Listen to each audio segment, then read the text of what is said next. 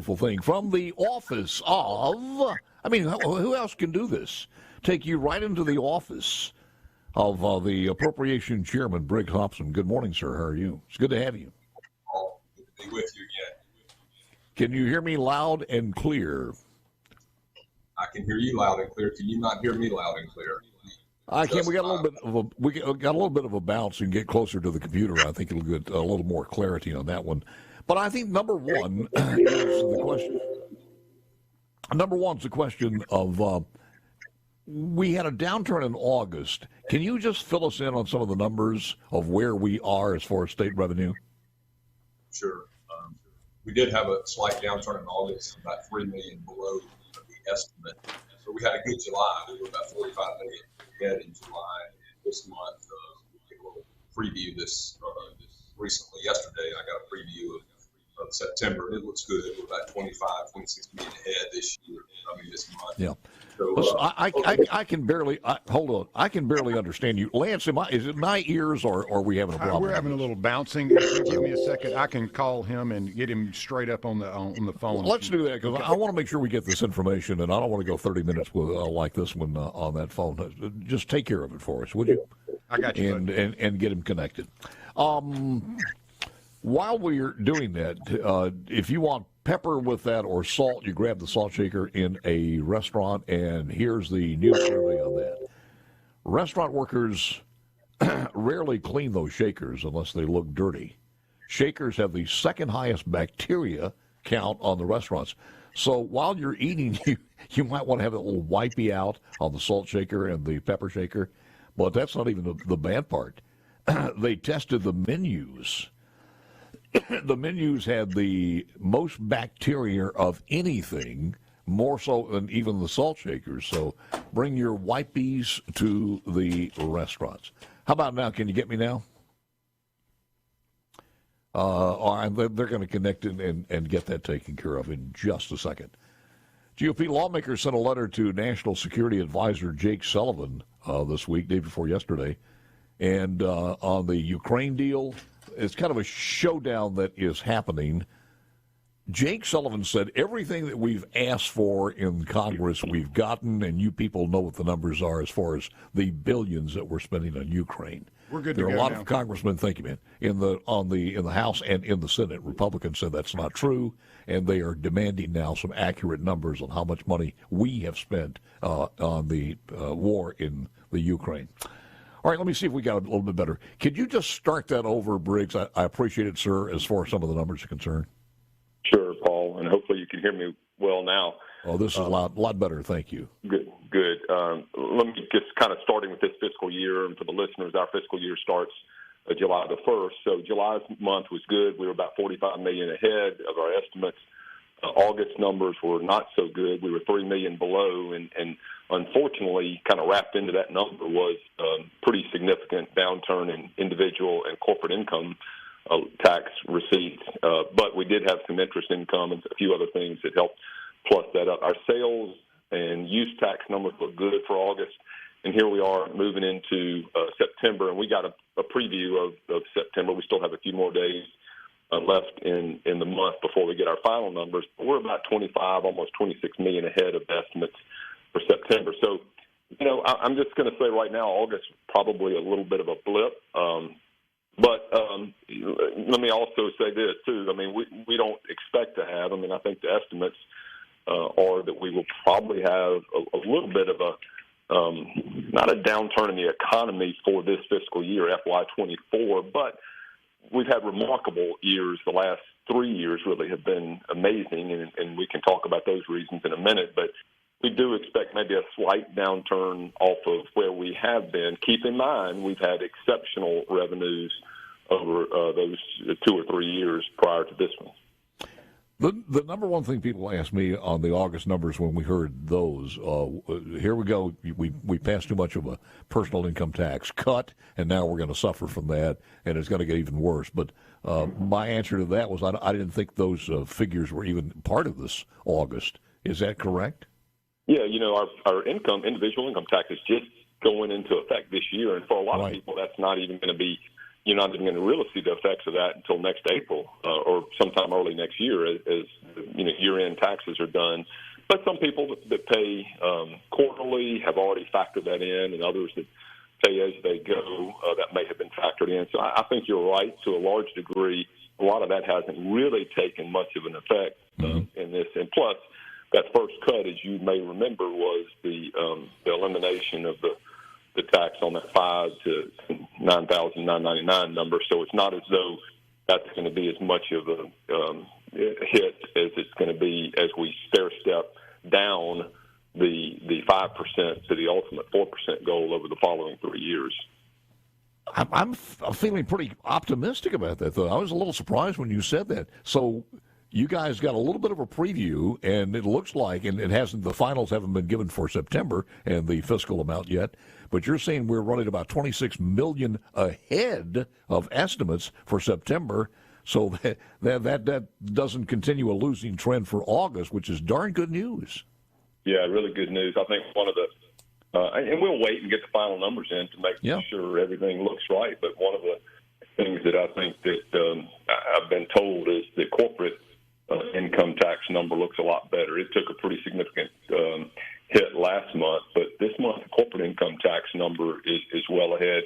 We're still behind estimates on the individual income tax, and again, I think some of that's due to the tax cut. But the good news is we've seen sales and use tax numbers looking pretty good, and that was what was anticipated, that some of those offsets of cuts in individual income taxes, would end up going back into the economy. It helps spur the economy, and when our citizens have money, they can use it how they want to, and a lot of people use it to buy more food, buy more products, and that helps keep businesses going. So it's got a kind of rebounding effect when you make smart tax cuts. I know this is hard to gauge, but and let me paint this in simple terms, just in my mind. The Senate's version of the tax cut was, okay, we did that. Let's wait and see. Let's see how this matriculates and how it works its way out over a few years, and then we'll go back and revisit, or at least a year or two, and see how we're able to do this and wean ourselves from personal income tax. But the House under Philip Gunn was, let's go on and just knock it all out. Do you think that would be the same mindset, House versus Senate, coming up in the 2024, or do you think the House under Jason White's going to be a little bit more like the Senate? Yeah, I don't want to guess on that. I mean, you probably need to ask Jason on that. I do think, one of the things that I looked at as we considered the tax cuts 2 years ago was, let's look at the history of Mississippi and revenue. History is a great indicator of where you're going to be in the future. And, one of the things that I kept looking at was we've traditionally grown, Paul, over 25 or 30 years at about 2.6% was the number. And we had spent about 1.6. So we were doing just look historically, we were spending less than the revenue had grown, or that, essentially additional numbers had come in. If you look at the last couple of years, as I said earlier, I mean, it's been crazy numbers. I think the year, we took a cut, and you remember we had to cut agencies and make some tough decisions that first year, 2020, first year of this term. But then when you looked at the following year, and some of that was the federal funds and the COVID flush, so to speak, I mean, we were 15, 16% growth, revenue growth in the state. So it shot up overnight, over 1 year dramatically. And then we had another good year on top of that was just under 10%. So revenue collections spiked up. But if you believe in history and you believe in the way things work, that's going to balance out at some point. And I think even the initial FY24 projections are we're going to be down a couple percent. Now, keep in mind, I don't want people to hit the alarm button. Keep in mind that's based on where we are now, which has spiked up. Yeah. So that's not. Let me. Mr. Chairman, hold on for a moment or two. I want to get back, and I want to ask you your thoughts and run some numbers just as it pertains to how can we afford it or can we not afford it as far as a possible Medicaid expansion bill. We'll talk about that with Bubba Hopson. Is that for Appropriation Chair? Bubba Hopson. That's a good lead-in song there, isn't it? Yeah. Always enjoy the blues, and especially B.B. King. Oh, man, absolutely. we don't have a lot of time here, but run some numbers for us or what your thoughts are as far as appropriation, because one of the big topics is going to be Medicaid expansion. I mean, we're in the heat of this election, and everybody's centering on that as one of the top stories. So your thoughts?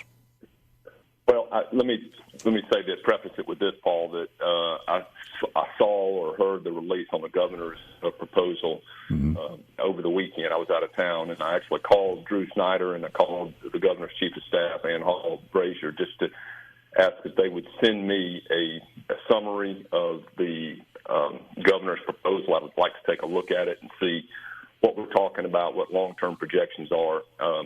And this is important, too. As we've looked at Medicaid over the last couple of years, we know that due to COVID, there was the increased FMAP, the federal match for our program. We also know that now is the public health emergency is over, and that our percentage has gone down, down as far as what the amount the feds are going to kick into the state. And so we're going to end up being back. We used to be at 76-something percent. I think we're going to be 77.2, maybe, Paul. I can't remember the exact percentage number, but so Medicaid budget is going to increase. Now we had planned a little bit for this because we knew it was going to increase, and because the rolls got very big in the federal emergency. We are in the middle of a re-enrollment, reauthorization type process that's going on right now. I think that concludes. I want to ask Drew Snyder this when I'm with him again. And by the way, we've got JLBC meetings on Friday. So, if I'd have talked to you Friday, I'd probably have more information, and we can talk about that in a second too. Yeah. Nonetheless, I do want to talk with Drew about what the enrollment numbers are looking like, because the enrollment is going to matter is what the overall budget is and how much money is involved, and we do have some cushion right now, but the projections are that in about 2 years, maybe even the beginning of the following fiscal year, FY26, as we plan for that we're going to start seeing some hits on the overall Medicaid amount. And for me, as I look at these things, I look at them. I can't look at any agency, Medicaid included, in a silo, because what you do in Medicaid affects education, corrections, public safety, mental health, et cetera, and look at the overall budget. So I do want to get more information before I opine on my... Just a couple of questions, and I hate to push you, but I don't want to run out of time without asking these questions. Sure. You're talking about, first of all, in the proposal that the governor set out, that doesn't draw from the general revenue. That's generated through the service itself, right? Yeah, I think some of that's through the bed tax and through the commercial rate payment. But I've asked them to give me a summary. I want to make sure before I comment that I've got all the facts right. What I think I just heard you say is because of the formula, because now we're post-pandemic, some of the formulas are different, which means by possibly the beginning of the 2026 fiscal year, we could see a lot more obligation or more money obligated by the state to run our present Medicaid list without any expansion, and I'm not sure how long that's going to last without drawing down all of our revenue. But can you give me an idea what the number is now, how much we spend as far as tax dollars in the state to provide insurance for the indigent or the people who need it in our state now? Do we have any idea? I can't give you the exact number. It's a little south of $1 billion a year of state funds. And it's around $1 billion though. Yeah, it's not quite $1 billion, but it's in the 900 range, and I'd have to go back and look at that exact number to give it to you. When anybody asks you who are contemplating voting for Medicaid expansion, Briggs, can you give me an idea what this is going to cost, or have you worked with Medicaid to find out what that expansion cost would be? Repeat that again, Paul. I didn't catch the question. Do you have any idea what it would cost to expand Medicaid another, let's say, 250,000 patients? Patients? Oh, gosh.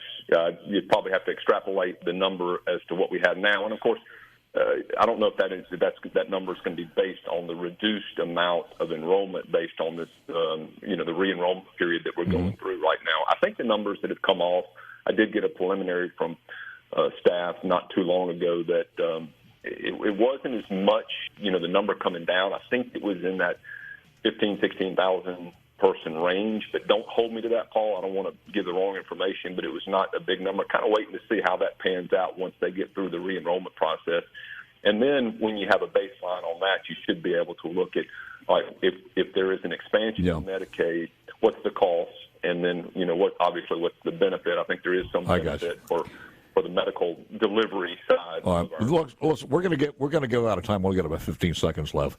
This is much too short. I hope you will make an appearance after you guys meet this week, and maybe next week we can touch base again. Yeah, we do have, quickly, I'll say we got a JLBC meeting this Friday. We've got another one. I think it's in later October. And then once we hear from some of the agencies, we should be in a better position to talk about some of the projections for next year. Thank you, man. Appreciate it very, very much. Thank you, Paul. You